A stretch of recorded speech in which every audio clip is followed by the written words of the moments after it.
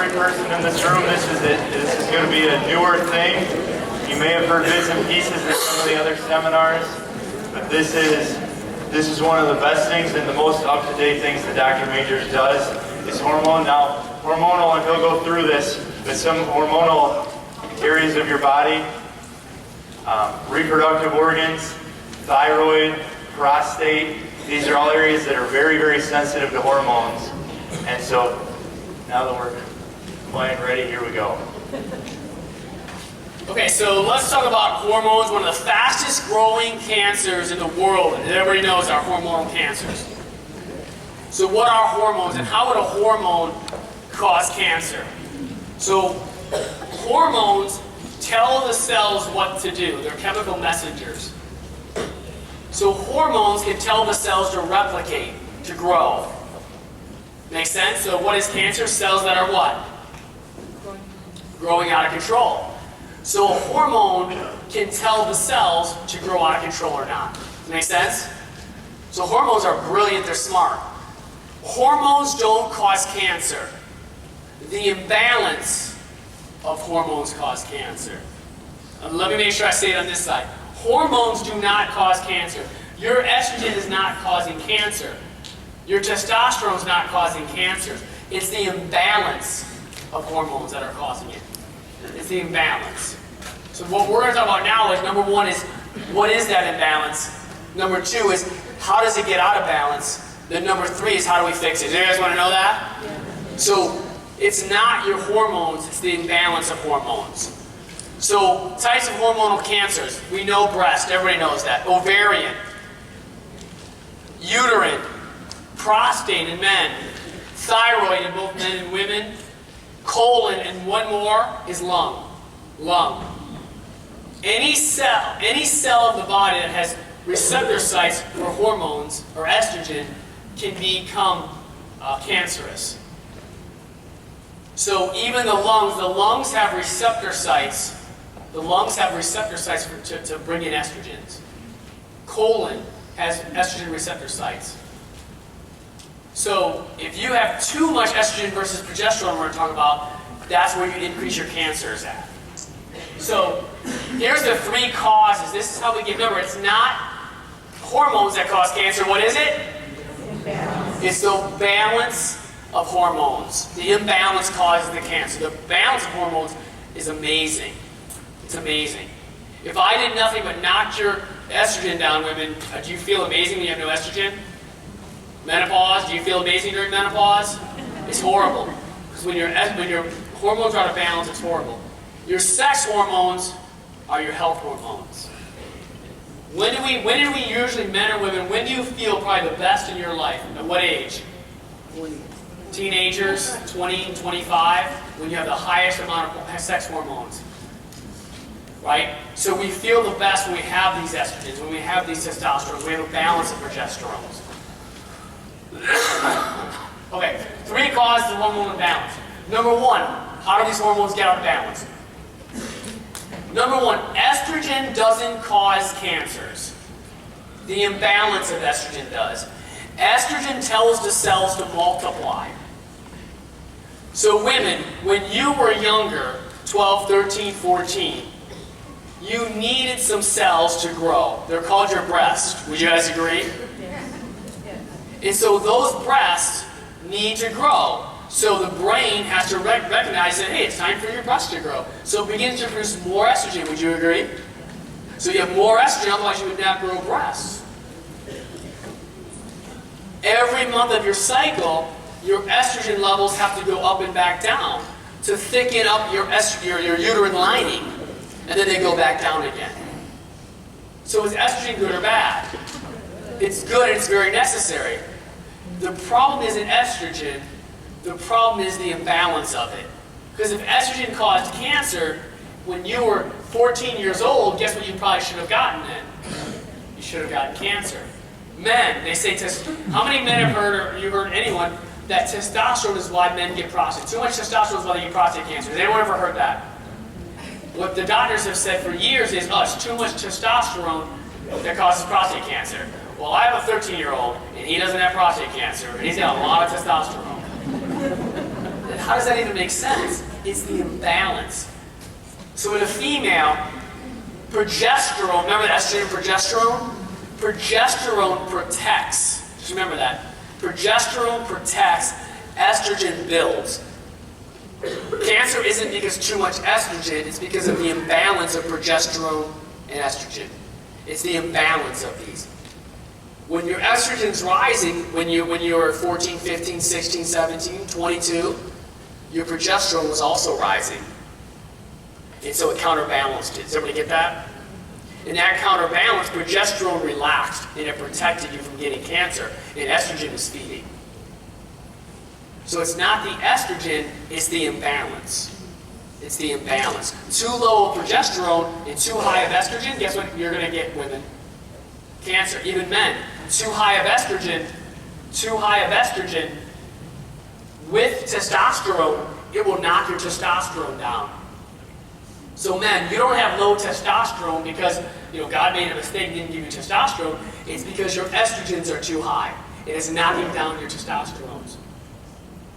Number one. And we're going to tell you why in a second too. So number one is the standard American diet. Xenoestrogens, plastics. There's a chemical called 16-alpha hydroxy estrone. And what that is if you know that, if you measure that, when that is high in your body, you will end up with cancer. It comes from plastics. We get these chemicals in that act like estrogens, xenoestrogens, metalloestrogens, fake estrogens. That's how our diet's getting off. Metalloestrogens, what's this? Deodorant. Those are metalloestrogens. Women with makeups, those are xenoestrogens. Plastic bottles you guys are drinking out right now, those are xenoestrogens. And a lot of you, again, your body can handle it, break it down, and spit it out. Some of you can't. So the way you get out of balance is you're putting all these xenoestrogens in, these fake estrogens, and it's throwing your balances off. Make sense? It's not because you have too much estrogen, it's because you don't have enough estrogen with progesterone in your body. Every time a xenoestrogen or a fake estrogen comes in, my brain recognizes it, my liver takes it, methylates it, and brings it out of my body. My body's smart. It knows that that's got to get out of here. As long as your liver can work right and methylate, you're not going to have an issue. Xenoestrogens, I just talked about. Those are fake estrogens. Fake. And they're all around you now. Do you know which company is one of the #1 companies to make these fake estrogens, xenoestrogens? Anybody know who it is? It's called AstraZeneca. Oh. AstraZeneca is a pharmaceutical company, but it's also a chemical company who makes it. Right? And AstraZeneca is the one who does the pink campaign. Whether you're for it or not, I don't know. But if you want to give money, you're giving money for them to make more xenoestrogens, creating more what? Cancer. Know where your money's going. Just know where it's going. It's going to AstraZeneca. It's going to these companies. Is that prevention? Is that prevention? Have you ever heard of the pink campaign one time them talking about how to balance your hormones? Breast cancer awareness is great. We all know there's breast cancer. Tell me how to prevent it.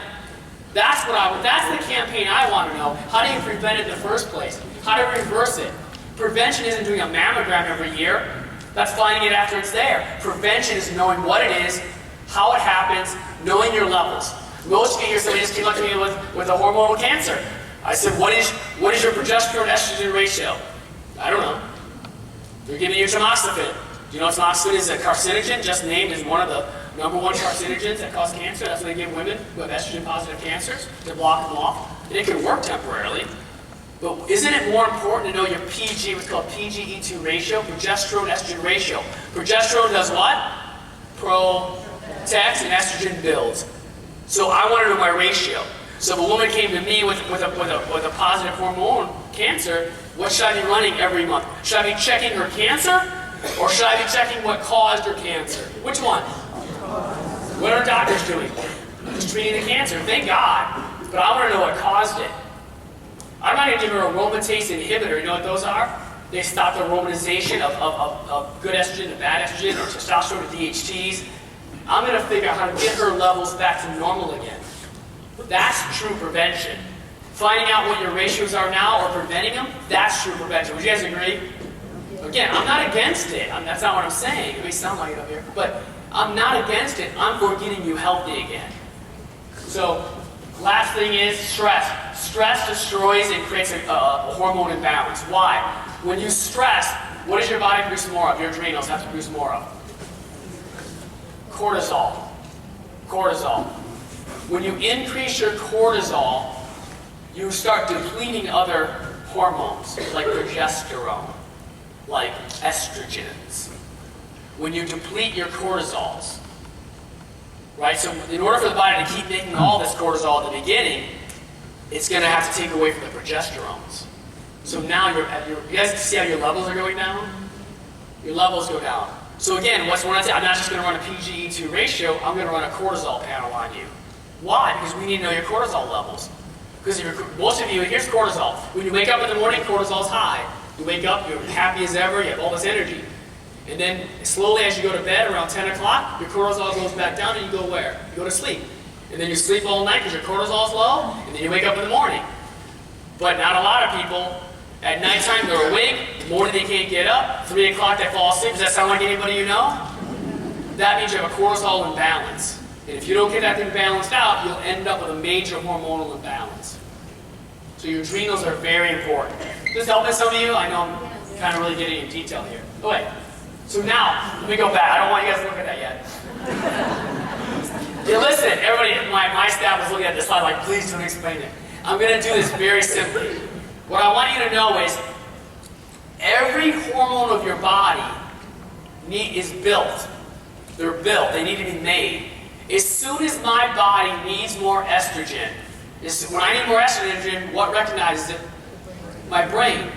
My brain says, oh, you need more estrogen. It sends a message down the spinal cord through those nerves. This is why I know most of you are checked and you're going to be checked for the rest of your life. My brain recognizes, sends a message down the spinal cord through those nerves into my ovaries, right? I have to first bind to something to make it. You can't make one hormone of your body unless you have this. I'll show you. In order to make all these hormones over here, progesterone, estrone, these are your estrogens, testosterone, in order to make all those, where did it all start with? What? Cholesterol. You cannot make a hormone in your body without cholesterol. So somebody said to me, they came up and they said, I can't make any testosterone. You can't make testosterone when you don't have enough what? And most men are put on what?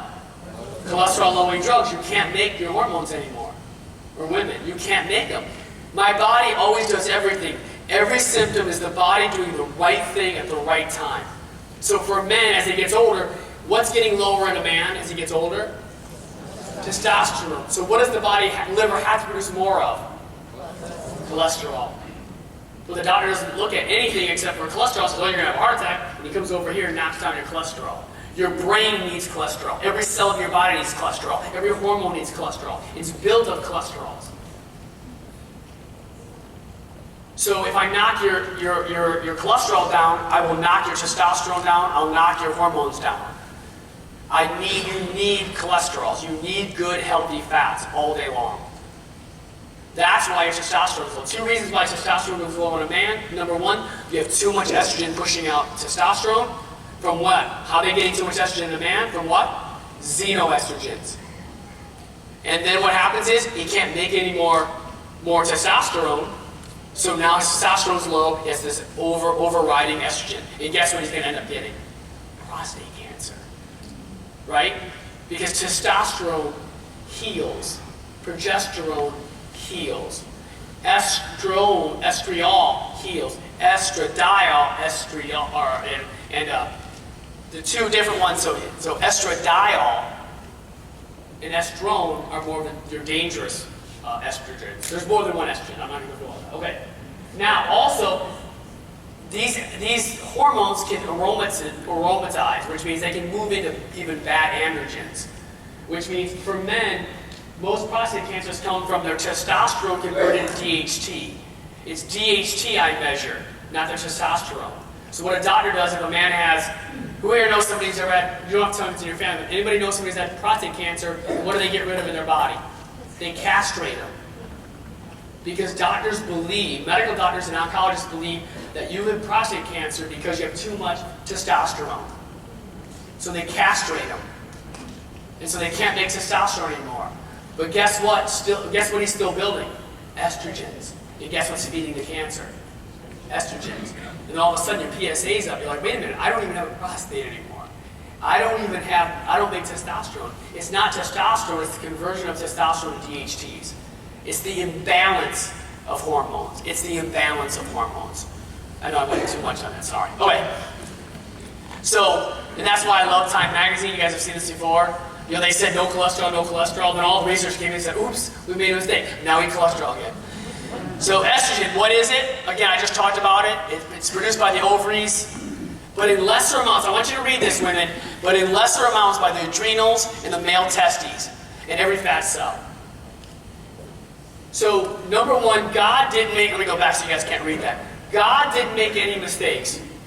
Women, you're not supposed to go through menopause and be miserable. It's like, I don't know who made up that word, man made it up years ago, but you weren't supposed to become 45, 55, or 65 and just be miserable. Estrogen is a feel-good chemical. Remember, your health hormones are your what? Your sex hormones. So estrogen is amazing when it's in balance. So what happens is, women, when you're younger, where are you making all your estrogen at? In your ovaries. But as you get older, your ovaries, remember, you make lesser amounts where? I want you to go back to this. You make lesser amounts in your adrenals and male testes. You don't have any male testes. So where are you making most of your estrogen at, women? In your adrenals. So what happens is, when you're younger, you're making all this estrogen from your ovaries and a little bit in your adrenals. And as you get older, it starts doing this. So when you're 45 or 55, your estrogen levels should never change. Right? Eventually, though, what happens? Your ovaries are done, and what makes your estrogen live the rest of your life? Your adrenals. You guys get that? But what happens is, because of your stress levels, stress raises what? Cortisol. Cortisol is made by what? The adrenals. And when you drain your cortisol and you've stressed out your whole life, you no longer can make what? Estrogen. So what do I need to fix? Women, if you're 45 or 55, do I need to give you a bad estrogen that causes cancer? Or do I need to get your hormones where? Back into what? Balance. I don't need to give you estrogen. What do I need to get? I need to fix your cortisol levels. Make sense? Are doctors looking there? No. They're going to do nothing but give you estrogens that cause what? Cancer. We know that. We know birth control pills. We know all these hormone replacements. We know they all cause cancer. They're considered a carcinogen. Birth control pills aren't carcinogen. They're on the list of carcinogens. Just like smoking. Smoking is a carcinogen. On the list of 100 whatever it was that just came out was birth control pills, was hormone replacements, was tamoxifen, was mustard gas. Who knows what mustard gas is? What's mustard gas? It was chemotherapy. These were on the list of things that cause cancers. Radiations. Right? I'm not saying, again, what I'm saying is that I'm not going to treat my body, try to get it healthy with something that's causing more problems. Wait, I don't think there's anything else. Yeah, so you know what estrogen was. It promotes cell division. So estrogen builds. What does progesterone do one more time? It relaxes. Let's get your progesterone better. So how do we get these estrogens in? These are plastics. Plastics, Teflons. Number 3 or 7 are your worst ones. Cosmetics. Lipsticks. We want to make sure there's a website called EWG.org. It's Environmental Working Group, EWG. You can plug in any of your cosmetics, and it'll tell you there's a paraben in there. There's a xenoestrogen in there. It tells you, do not put these on your skin. Whatever goes on your skin goes in your blood eventually. You guys know that, right? You know what the best thing to use on your skin is? What? What's the best moisturizer for your skin? Coconut oil. Because what does every hormone of your body need? Every cell. Good fats gets absorbed into your skin. Whatever goes into your skin goes into your bloodstream eventually. So instead you're using chemicals. If you can't drink it or eat it, you can't put it on your skin because eventually it's going to go into your body. The sun's not causing your cancers, not unless you keep burning and burning and burning and damaging a cell. What causes the cancers? Everything you keep putting on your skin. If you can't drink that soap in the bathroom, you're putting it on your skin and it's going into your bloodstream. And it's irritating your skin. If I irritate something and irritate something and irritate something and irritate something, I create an inflammatory response. Eventually it ends up into what? God, it's a great group. Right? So it's not the sun causing it. Now, if I burn your skin and burn your skin and burn your skin, absolutely. I don't want you burning your skin. Okay, so sunscreen, right there. Formaldehyde releasers.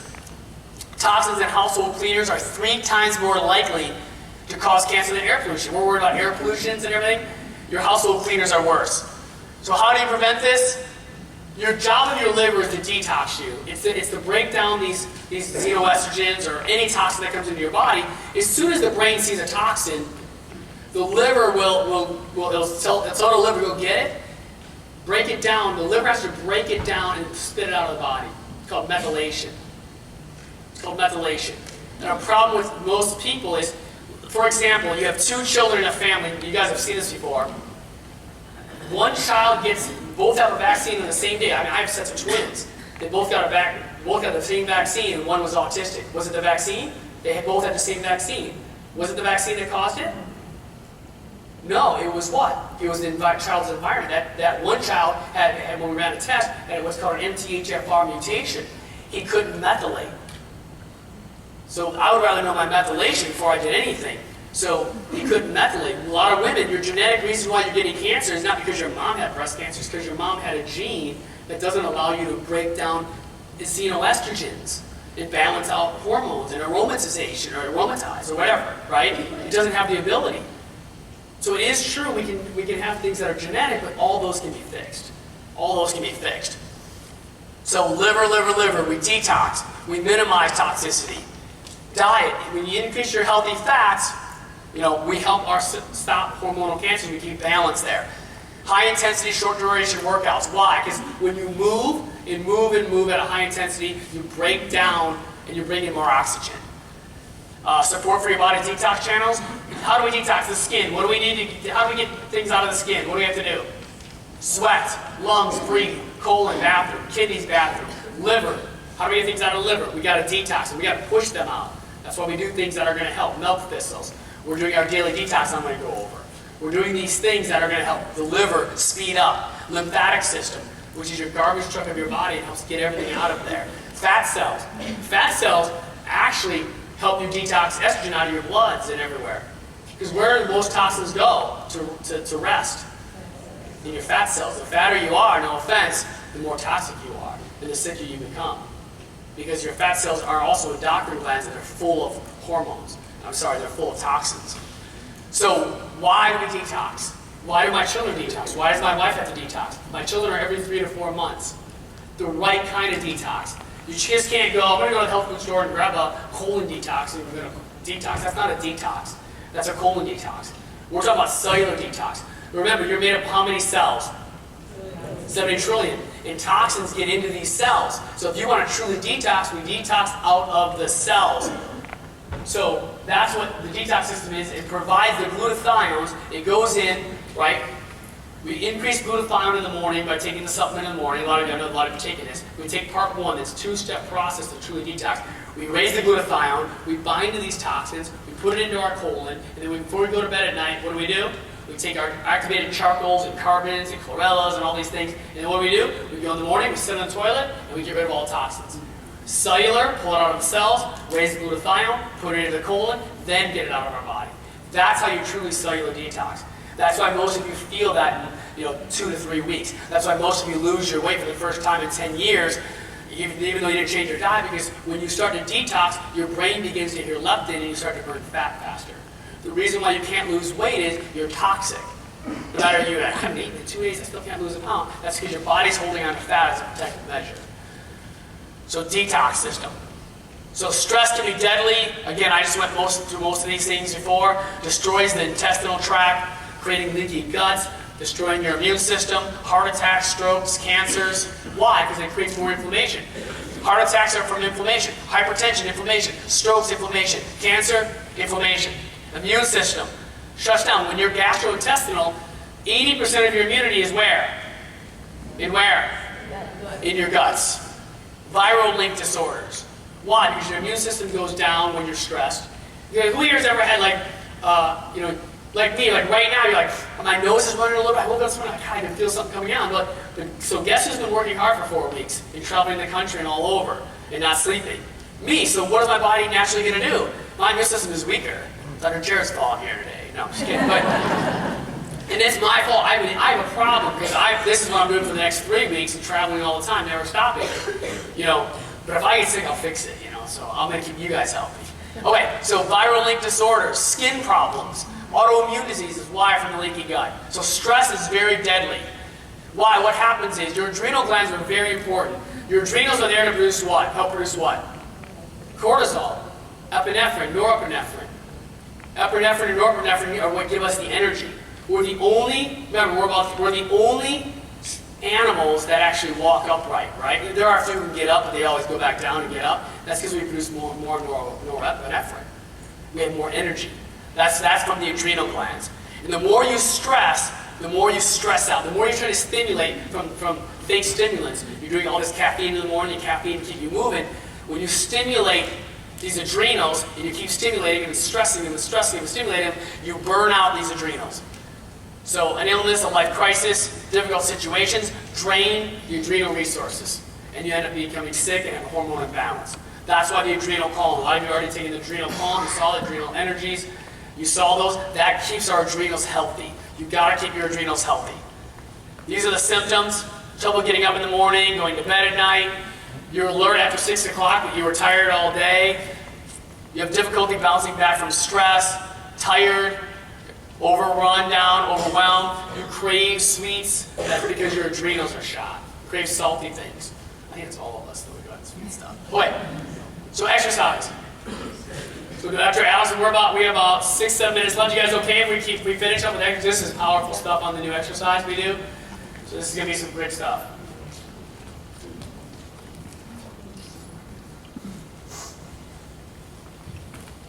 Well, sitting here, I'm sure you all know you don't need to hear it from me that exercise is healthy, right? Where, as Dr. Majors went through the top 7 essential things in the human body, one of them is oxygen.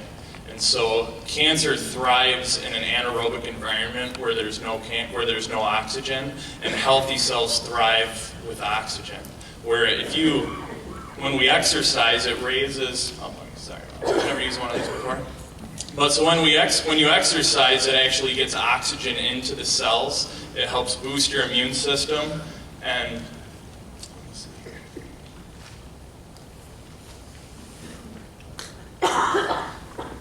sorry about that. So I don't know, I'm having trouble here for a second. Sorry. No. Okay. These are the studies. Sorry, I put these on there. These are the studies showing exactly the right type of exercise. So everybody's like, what do I do? Should I run a marathon? Should I do this? No, nobody's running marathons here. It's not very healthy for you. If it's a goal, thank God, then don't do it again. We're talking about the easiest exercise in the world. When you force oxygen into your body, you actually push carbon dioxide out. When you force it into these cells, that's what Dr. Alex is talking about. When you force this oxygen in, you begin to change the cell structure. That's why oxygen is crucial. Yeah, and so the best type of exercise that's been studied, which we do in the office, is called high-intensity interval training, where if you raise your hand, if you've seen a marathon runner in the Olympics, how usually they're bone skinny with a little pouch or fat in their body right around the stomach, where if you look at a sprinter who's doing fast intervals of exercise, they're usually more muscle with very or minimal fat, where with the ideal exercise, burst training, what you want to do is raise your heart rate and then take a break, lower it, then raise your heart rate, lower it. Where by doing that, it's going to boost your metabolism. You'll work out in minimum, usually work between 12 to 15 minutes. Yeah, earlier you can work out 12 to 15 minutes a day. You're like, I'm not working on an hour a day, but 12 to 15 minutes a day to have the best exercise, balance your hormones, increase your health, 12 to 15 minutes a day. I tell my patients, start with 3. Can you do 3? They're like, yeah, I can do 3. The problem isn't doing 15 minutes or 20. The problem is you're just not used to doing it. So you guys gotta, for me, I tell my patients, can you just do 1 minute tonight? Before you go to bed, do 1 minute. They're like, yeah, do that for 30 days straight. The next month, do 2 minutes. The next month, do 3 minutes. It's about the routine. Your beliefs, or your normal things you do every day, your habits are 10,000 more times powerful than your wants or desires. So everybody wants to change when you leave here, but you won't. You won't. It's very hard. How many want to exercise and you still haven't started or quit? Or you want to eat better but you quit? Or you want to? That's because your habits are 10,000 times more powerful. So when you leave here today, it's about changing. How do I change these habits? Number 1, get rid of all the crap. Number two is if you need to work out, just do a minute or two a day. And then once you do it for 30 days, it becomes a habit. Now you got it. Now you go 5 or 10 or 15. So with Max T3, the exercise that we focus on in the office here, we do classes usually at least once a month where you can come in and actually try it. The great news is even if you've never exercised in your life, we have patients all the way from 80-year-olds with an artificial knee. We have a lady that comes in that only has one arm, all the way up to Olympic athletes wearing a lead vest on, or military, where you can make it as hard or easy as you want, just based on what you're doing. But the first step is just to move. And so as Dr. Majors had mentioned earlier, sitting causes cancer. So what I was planning on doing was having everyone actually stand up and do an exercise here today. However, I won't have you do that for sake of time, because we all want to hear great information from Dr. Majors here. However, we do have... And you don't want to exercise. Yeah. Wait a minute. Don't make excuses. We just want to hear what these guys have to say. No, you don't want to get up and move. No. But so with that, Max T3 exercises, you can, the first two things that are the two things that prevent people from working out. One is trying to find enough time where, like Dr. Major said, you can actually do these workouts in 12 minutes a day at home. You can do them at work. You can do them at a hotel. If you're staying at a hotel, you can do them anywhere. But then secondly, is it's either too hard to do or you don't know what to do. Where with the Max T3 DVDs, you can actually purchase for less than what it costs to go to the gym for 1 month. You can actually go through these exercises at home, and they'll show you all different levels on how to do that, how to have the proper form, and you can actually do those at home. And as you do it, the first goal is just doing it, but the more you do it, it'll become a habit, and you can just make it harder and harder depending on what level you are at physically. But to go forward here, we're going to bring Dr. Jared back up and go through these final points as far as take-home things to do, and then to take us away here.